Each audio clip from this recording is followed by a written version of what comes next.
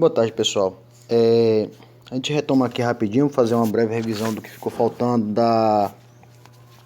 do conteúdo Ciência na Idade Média. Na sexta-feira a gente fez um apanhado ali inicial na aula de arte, no último horário de arte. E como prometido, a gente revê aqui para a prova de amanhã de filosofia o que faltava desse capítulo, ok?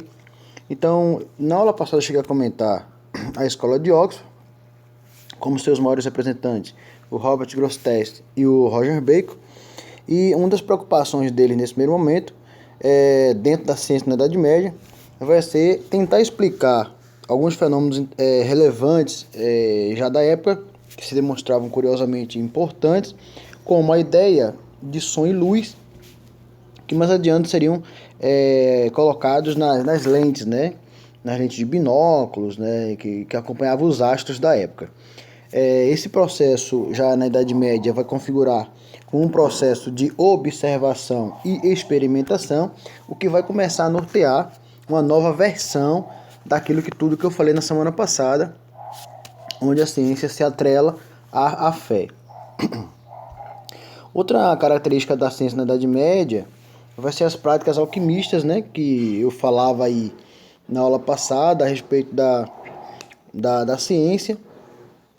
E essa alquimia, né, essa estrutura que na verdade vai começar a surgir a partir de agora, será questionada justamente pela Igreja Católica. Essas pessoas que até então cometiam essas práticas alquimistas, dentre elas a ideia da própria química, a formatação da própria química em si, né, que é de onde a alquimia vai estar se portando, vai dar base específica para o questionamento da própria Igreja Católica, transformando ou perseguindo essas pessoas sob a alegação de que seriam bruxos, né?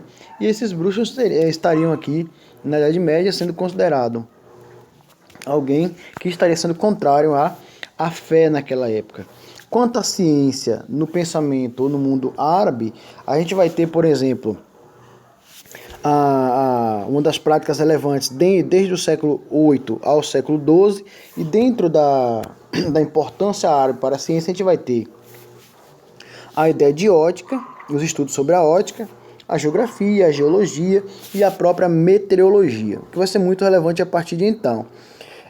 Dentro do processo de ocupação da Espanha, e aqui a gente vai ter a presença árabe tanto em Portugal quanto na Espanha, é o exemplo dos mouros, né, que vai dominar a região nessa época. A gente vai ter uma participação muito relevante a partir de então dos árabes, partindo aqui do pensamento aristotélico. Então a ciência árabe, ela traz sua influência desde o pensamento de Aristóteles, e por ser um povo independente, as relações que até então serão estabelecidas entre fé e religião, o caráter vai ser diferenciado. Se você parar para analisar, a partir de 630, a gente tem ali o surgimento de Maomé na religião árabe, e é uma religião extremamente independente, o que vai possibilitar o desenvolvimento dessa ciência, ao contrário, por exemplo, da ciência ocidental específica, né, que vai ser perseguida pela fé católica. Na Idade Média, a gente vai ter, por exemplo, uma das curiosidades em relação à ciência na Idade Média, alguns pensadores ou algumas definições para tratarmos, por exemplo, dessa ciência na Idade Média. Por exemplo, uma das características dessa ciência da Idade Média está ligada ao augustianismo, né? O augustinismo, né? Que é de Santo Agostinho. E o que seria esse agostinismo ou augustianismo? Vai ser o pensamento desenvolvido por alguns filósofos da igreja, a exemplo do Santo Agostinho, onde colocará, por exemplo, o poder, a fé sobre qualquer situação relevante diante da igreja. Ora, se, por exemplo, eu trago uma teoria científica para o pensamento agostiniano, esse pensamento agostiniano se sobreporá à ciência. Outro pensador da época também vai ser o Dante Alighieri, e o Marcílio de Pádua. E no caso deste último, tenho aqui a sua afirmação onde ele diz que a igreja deveria submeter o Estado, né? E o que na verdade isso vai acontecer a partir basicamente da Revolução Francesa, né, com a ideia do Estado laico. No Brasil, a gente ocorre essa separação do Estado, onde a igreja nem que se submete ao Estado em si, né? Mas a gente vai ter aqui uma característica muito peculiar, que é a partir da proclamação da República, quando o Estado brasileiro se torna laico. Mas o Marcílio, já aqui nesse contexto do século XIV ainda, ele já falava, já traduzia esse pensamento. E agora você imagina o cara afirmar isso em pleno século XIV, onde a Igreja Católica era a grande senhora feudal, a detentora do conhecimento. Então observe que a ciência filosófica, ela não passava especificamente na ciência experimental, mas a ciência política também estava na perspectiva no qual eu estou citando aqui. Quanto à questão, de novo aqui citando os árabes, a gente vai ter a sua contribuição ou a sua importância, não somente no campo da ciência, mas também no campo da cultura. E isso vai desde o processo de expansão do Império Islâmico. Então, todo o Império Islâmico, diante da sua expansão, terá a influência da cultura árabe, né? E esse processo de expansão, vamos chamar aqui de jihad, ou a Guerra Santa, onde o Império Islâmico vai se expandir, levará não somente a cultura árabe para outras regiões, como também a cultura árabe será incorporada de outras culturas. O que na verdade a gente vai ter como base aqui para os árabes, no caso dos árabes? A gente vai ter os pensamentos não somente do próprio árabe, mas o pensamento aristotélico, né? E nesse caso aqui do pensamento aristotélico, a gente vai ter base especificamente do povo grego. A matemática vai ser uma das bases aqui dos árabes, né? E não somente a matemática, mas todas as experimentações, todas no caso de Alexandria, que vai ser vivido, todas as obras que o próprio Alexandre, o controle do Egito, onde os árabes tiveram grande influência no século 13, 14, 15, a gente vai perceber que essas culturas terão um marco importante e que os destaques que eu faço aqui agora, por exemplo, dentro da questão da ciência na Idade Média, será totalmente diferente, por exemplo, quando a cultura árabe perpassa nessas regiões, do que onde já havia o controle maciço da Igreja Católica. O que na verdade se destaca aqui dentro da cultura árabe, né?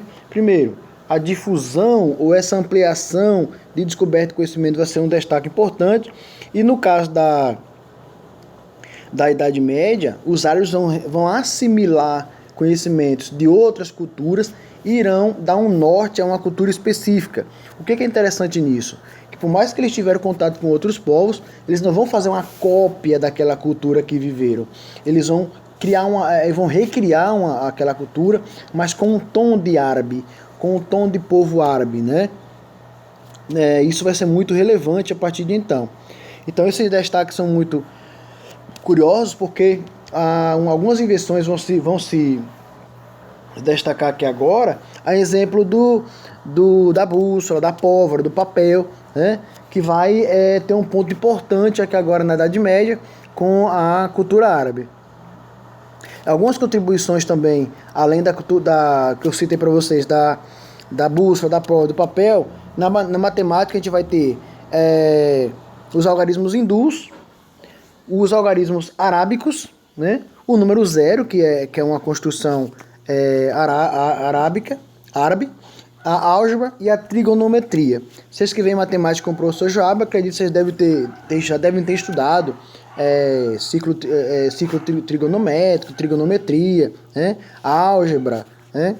Os algarismos arábicos. Então essa relação que eu citei aqui para vocês, ela ocorre durante a Idade Média, porém por outro povo. Você percebe aqui que a influência aqui não vai ser tão grande da Igreja Católica dentro dessa ciência do mundo árabe.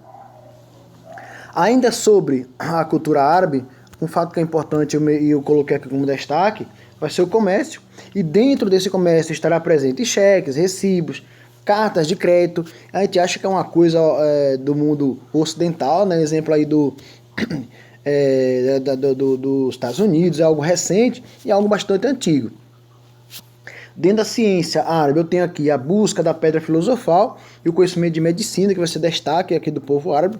Na literatura, eu tenho Aladim e a Lâmpada Maravilhosa, Simbad, tudo isso aqui, com Alibaba e os 40 ladrões, tudo isso aqui compõe uma ciência, uma filosofia que perpassa a cultura árabe na Idade Média. Eu tenho também aqui, pessoal, dentro da obra de vocês aí, do material de vocês, Averroes, né, e a destruição da destruição, é uma das teorias do povo árabe. E o que eu tenho de relevante para destacar para vocês? Averroes, né, descrito pelo São Tomás de Aquino, né, seria, na verdade, nada mais nada menos do que a tradução do livro de Eclesiastes da Bíblia, né? Onde essa descrição, esse dogma da Igreja Católica, teria como uma das regras, eu posso dizer assim, o bem no qual eu teria que fazer para conseguir a minha eternidade. Logo, esse Averroes, logo essas características, né, que vem desde o pensamento aristotélico, é o momento em que a igreja ela vai se preparar para essa crítica racional, essa crítica científica, que já vem desde o pensamento aristotélico, como uma ideia de salvar o dogma católico. O que é um dogma? O dogma é uma regra, né? Se eu não sigo esse dogmatismo católico, eu vou estar fora. Por isso muitas pessoas na época eram consideradas como hereges, né? Que não seguiam os dogmas da igreja. Ainda sobre isso, né, sobre Averroes, a gente tem dentro desse pensamento filosófico aristotélico o que a gente pode, por exemplo, entender como a construção do acaso, né? E dentro dessa construção do acaso, necessariamente eu devo estar preparado para aquilo que no passado foi construído dentro de mim. Então, essa necessidade, essa construção no qual o pensamento aristotélico vai me dar dentro do meu processo de escolha, e aqui eu vou ser bastante categórico, né? É necessário, por exemplo, que eu consiga, de certa forma, provar por A mais B cientificamente algo que esteja especificamente ligado à teoria cristã católica. Professor, e se não estivesse, segundo ano, eu com certeza seria considerado um herege, ou seria expulso, ou coisa parecida. Ainda sobre a destruição da destruição, fazendo um resumo geral aqui, do que eu estou falando sobre Averroes, seria a comprovação da Igreja Católica daquilo que na Idade Média o Santo Agostinho viverá das teorias aristotélicas, e a Igreja Católica busca dentro do Averroes um contra-ataque para que ela nunca fosse, por exemplo, atingida, né, diante da construção ou dos seus dogmas ou coisa parecida. Então, pessoal, faço aqui um breve resumo dessa temática na ciência da Idade Média, traduzindo para vocês aqui que essa ciência medieval é uma ciência que está pautada na fé católica, e que muitas vezes a própria Igreja Católica vai ser capaz de desconstruir grandes filósofos, cientistas passam a negar suas teorias para que não fosse, por exemplo, questionado ou fosse para a Inquisição por parte da Igreja Católica. Então, a todos vocês, amanhã uma boa prova de filosofia e um forte abraço a todos.